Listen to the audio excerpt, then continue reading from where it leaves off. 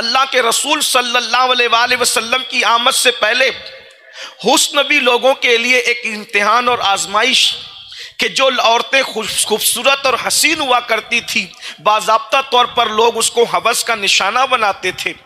फाहिशा औरतों की शक्ल में उनको खरीदा बेचा जाता था। इस तरीके से अगर औरत का शौहर इंतकाल कर जाए तो शौहर की चिता पर उसे जलाया जाता था, कहीं पर उसका सर मोड़ दिया जाता था, कहीं पर उसे कैद करके रख दिया जाता था। साल भर तक वो कैदी बन करके रहती और उसी के अंदर वो अंधेरे में दम तोड़ दिया करती थी। और अगर किसी के मुकद्दर ने यावरी की तो उसके लिए एक नई क़यामत इंतजार करती थी कि अगर वो बच भी जाए तो फिर वापस उसको निकाला जाता था और पूरा गांव उसको घुमाया जाता था कि इसने अपनी इद्दत के दिन मुकम्मल कर लिए हैं। और उसके बाद फिर किसी खुशी के मौके पर सब्सक्राइब कीजिए हमारे चैनल नूर रज़ा को और बेल आइकन को प्रेस कीजिए जिससे आपको हमारी न्यू वीडियो की नोटिफिकेशन मिलती रहे। दीन अल्लाह रब्बुल इज़्ज़त के नज़दीक सिर्फ इस्लाम है और जो इस्लाम के दामन में पनाह ले लेता है अल्लाह तबारक व तआला उसको दुनिया में भी इज्जत और आखिरत में निजात से सरफराज फरमाएगा। इस्लाम की आमद से पहले इस दुनिया के अंदर लाकानूनियत, लामजहबियत, तबीयतों को खुदा बनाना, नफ्स की इबादत करना ये बिल्कुल आम था। पूरी दुनिया अनारकी का शिकार थी। पूरी दुनिया अपनी तबीयत पर जिंदगी गुजार रही थी। ज़िना आम था, बदकारियां आम थी, काबतुल्लाह शरीफ का तवाफ नंगे होकर किया जाता था। इस हमा हमी के माहौल में सबसे काबिल रहम अगर किसी का हाल था तो वो औरत थी। औरत अगर बच्ची की शक्ल में थी तो वो पैदाइश के बाद जिंदा दफन की जाती थी और जो बच्चियां जिंदा दफन करने के बाद से बच जाया करती थी तो उनका हाल ये था कि जानवरों से ज्यादा बदतरीन उनकी जिंदगियां थी। अल्लाह के रसूल सल्लल्लाहु अलैहि वसल्लम की आमद से पहले हुस्न भी लोगों के लिए एक इम्तिहान और आजमाइश कि जो औरतें खूबसूरत और हसीन हुआ करती थी बाज़ाब्ता तौर पर लोग उसको हवस का निशाना बनाते थे। फाहिशा औरतों की शक्ल में उनको खरीदा बेचा जाता था। इस तरीके से अगर औरत का शौहर इंतकाल कर जाए तो शौहर की चिता पर उसे जलाया जाता था, कहीं पर उसका सर मोड़ दिया जाता था, कहीं पर उसे कैद करके रख दिया जाता था। साल भर तक वो कैदी बन करके रहती और उसी के अंदर वो अंधेरे में दम तोड़ दिया करती थी। और अगर किसी के मुकद्दर ने यावरी की तो उसके लिए एक नई क़यामत इंतजार करती थी कि अगर वो बच भी जाए तो फिर वापस उसको निकाला जाता था और पूरा गांव उसको घुमाया जाता था कि इसने अपनी इद्दत के दिन मुकम्मल कर लिए हैं। और उसके बाद फिर किसी खुशी के मौके पर उसको आने की इजाजत नहीं होती थी। सुबह के वक्त औरतें उसको देखना मनहूस समझती थी, किसी अच्छे काम के अंदर उसको आने की इजाजत न थी। लोग समझते थे कि हमारे काम बिगड़ जाएंगे, लेकिन अल्लाह रब्बुल इज्जत ने उन फिसकती हुई औरतों को, उन आहों बुका करती हुई औरतों की आहों को सुना और सुनने के बाद आखिरी नबी की शक्ल में मुस्तफ़ा जान रहमत सल्लल्लाहु अलैहि वसल्लम को जलवगर फरमाया।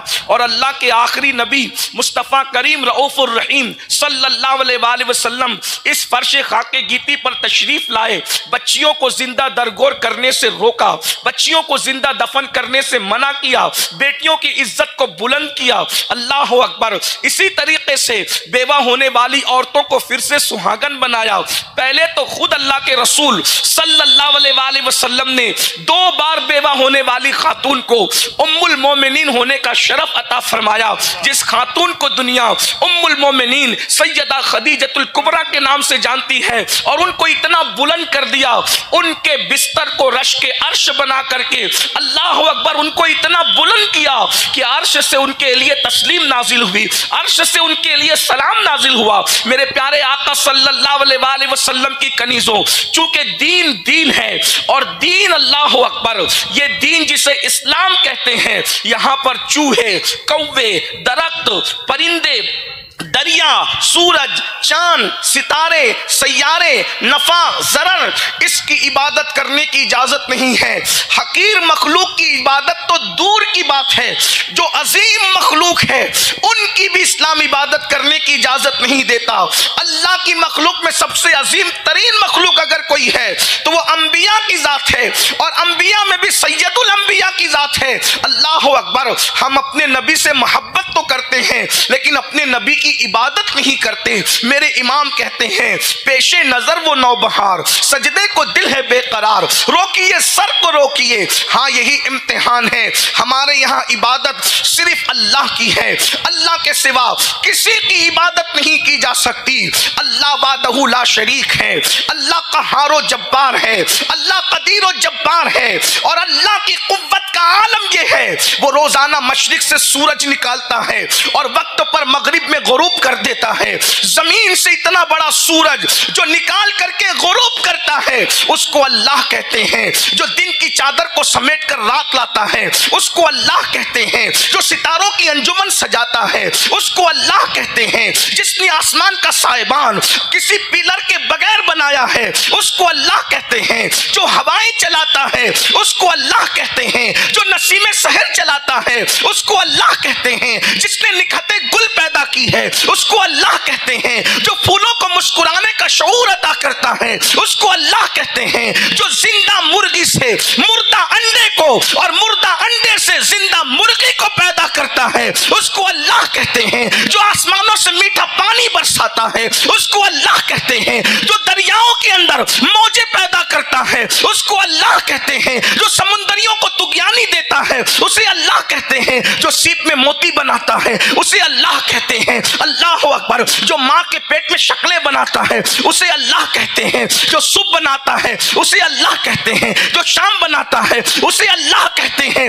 अल्लाह वो है जिसकी कुदरत का आलम ये है, अल्लाह अकबर, के सारे लोग उसी की बारगाह में मोहताज है, उसी की बारगाह के एहतियाज रखते हैं। अल्लाह अकबर। उस अल्लाह की इबादत इस्लाम के अंदर है और सिर्फ अल्लाह की इबादत है। अल्लाह अकबर। ऐसा इस्लाम अल्लाह ने हमें अता फरमाया, कुरान की शक्ल में मंशूर अता फरमाया, आखिरी नबी की शक्ल में मुस्तफ़ा जाने रहमत जैसी हस्ती अता फरमाई। अगर अल्लाह मूसा व ईसा अलैहिस्सलाम का उम्मती बना देता तो भी हमारे लिए बड़े शरफ की बात थी, लेकिन ये अल्लाह की शान है कि अल्लाह ने हमें आखिरी नबी का उम्मती बनाया है, मुहम्मदुर रसूलुल्लाह का उम्मती बनाया है। ये कितना बड़ा शरफ है, ये कितने बड़े एजाज की बात है। हम है उनके, वो है तेरे, तो हुए हम तेरे, इससे बढ़कर तेरी समत और वसीला क्या है।